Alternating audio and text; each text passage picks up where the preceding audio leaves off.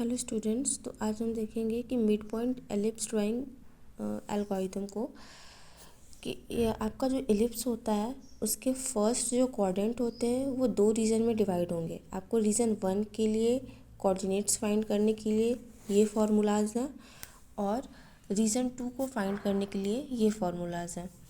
सो पहले हम देखते हैं रीजन 1 के लिए। तो रीजन 1 के लिए इनिशियल डिसीजन पैरामीटर जो होगा वो क्या होगा आपका RY² minus RX² RY plus 1/4 RX²।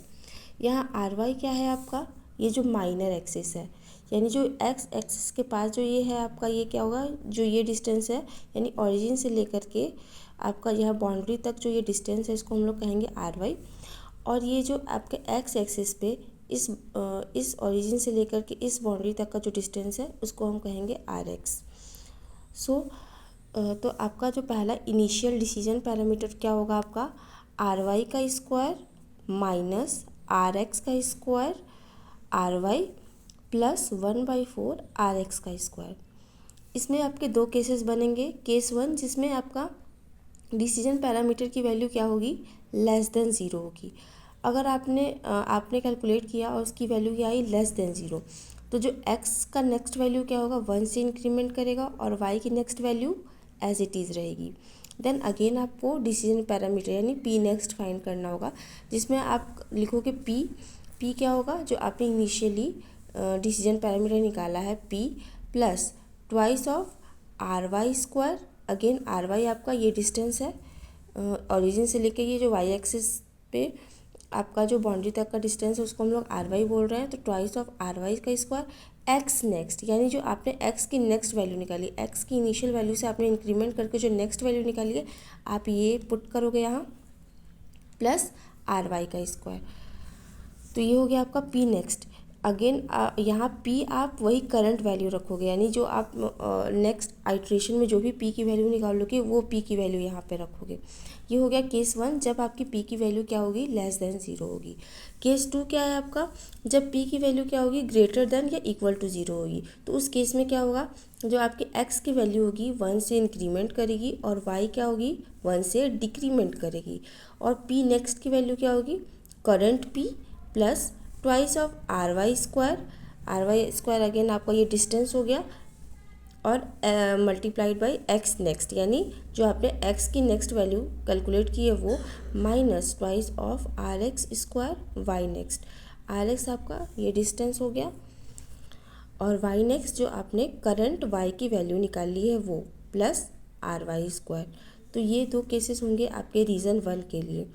अब रीज़न 1 से अगर रीज़न 1 तक के सारे कोऑर्डिनेट्स आपने फाइंड कर लिए हैं तो ये आपको कैसे पता चलेगा, आप हमेशा ये चेक करोगे कि twice of RY² x next की वैल्यू ग्रेटर दैन हो जाए या इक्वल टू हो जाए twice of RX² y next के। देन आप क्या करोगे, रीज़न 2 में स्विच करोगे। तो अब रीज़न 2 में अगर आप आ गए हो तो इनिशियल क्या होगी, आपको इनिशियल डिसीजन पैरामीटर का फॉर्मूला क्या है, RY का स्क्वायर XI प्लस 1/2, यानी कि जो आपने रीज़न 1 का जो आपका पहला मतलब रीज़न 1 का जो लास्ट आपने XI और YI यानी कि X और Y की जो वैल्यू फाइंड की होगी वो क्या होगा, रीज़न 2 के लिए इनिशियल XI और YI होगा, यानी X और Y कोऑर्डिनेट्स उसके इनिशियल होंगे। तो यहाँ पे क्या हो जाएगा फॉर्मूला, RY का स्क्वायर XI प्लस 1/2 का whole square plus RX² YI minus 1 का whole square minus RX² RY²। ये हो गया आपके रीज़न 2 के डिसीजन पैरामीटर का फॉर्मूला। देन अगेन आपकी दो कंडीशंस होगी, एक होगा p लेस देन 0 और एक होगा p greater than equal to 0। अगर p लेस देन 0 हो रहा है तो x की वैल्यू 1 से इंक्रीमेंट करेंगे और y की वैल्यू क्या होगा, 1 से डिक्रीमेंट करेगा। देन अगेन आप p नेक्स्ट की वैल्यू निकालोगे डिसीजन पैरामीटर, यानी कि ये p का square plus twice of RY² x next minus twice of RX² y next plus RX²।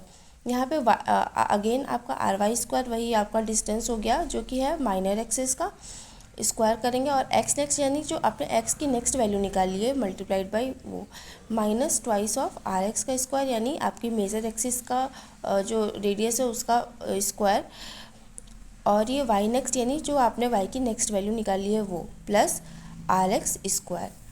Again आप क्या करोगे, अगर आपकी पी की value greater than equal to zero आती है तो क्या करोगे, एक्स की वैल्यू एज इट इज़ रहेगी और वाई की वैल्यू 1 से डिक्रीमेंट करेगी और पी की वैल्यू क्या होगी, आपका जो करंट पी होगा P square minus twice of R X square Y multiplied by Y next plus R X square.